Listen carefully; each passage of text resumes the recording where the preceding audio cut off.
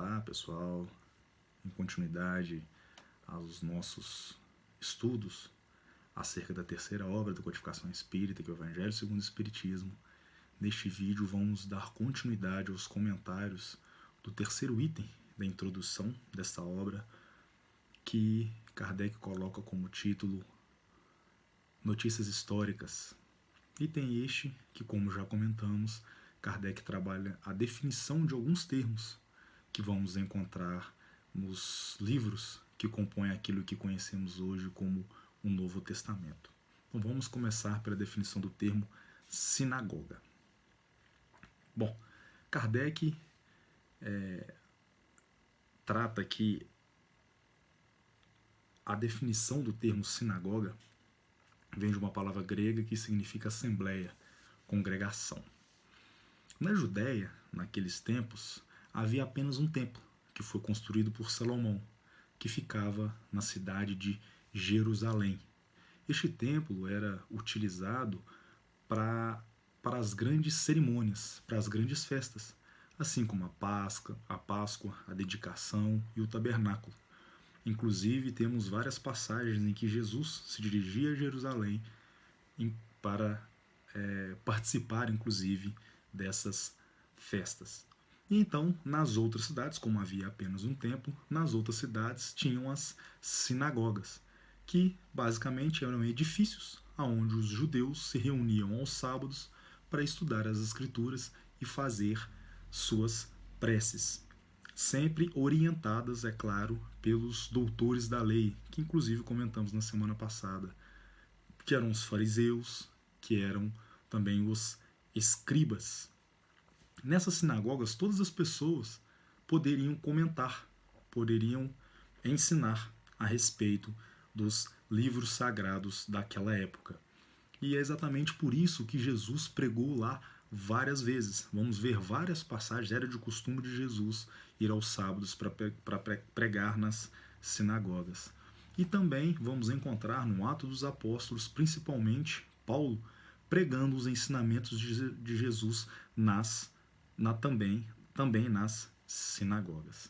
Então este é um termo definido aí por Kardec, que ele achou importante trazer ao nosso conhecimento, porque vamos ver esse termo constantemente nos livros que compõem o Novo Testamento. Outro termo também trabalhado por Kardec é o termo saduceus, que assim como os fariseus compunham uma outra seita judia, que naquela época era considerada, digamos assim, a segunda seita mais influente, apesar de não ser tão numerosa. Eles divergiam e muito dos fariseus, que era a seita mais comum àquela época.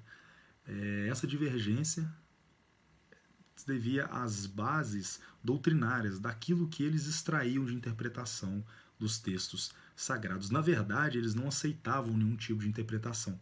Eles acreditavam, eles tomavam ao pé da letra, digamos assim, apenas aquilo que estava escrito, rejeitando tudo aquilo que adivinha da tradição, que era comum no meio dos fariseus, aquela tradição oral. Então, basicamente, os saduceus, na verdade, eles não aceitavam, eles não acreditavam na imortalidade da alma, na ressurreição. Inclusive, no Evangelho de Mateus, no capítulo 22, versículo 23, tem uma conversa de Jesus com eles, com os saduceus, a respeito da ressurreição.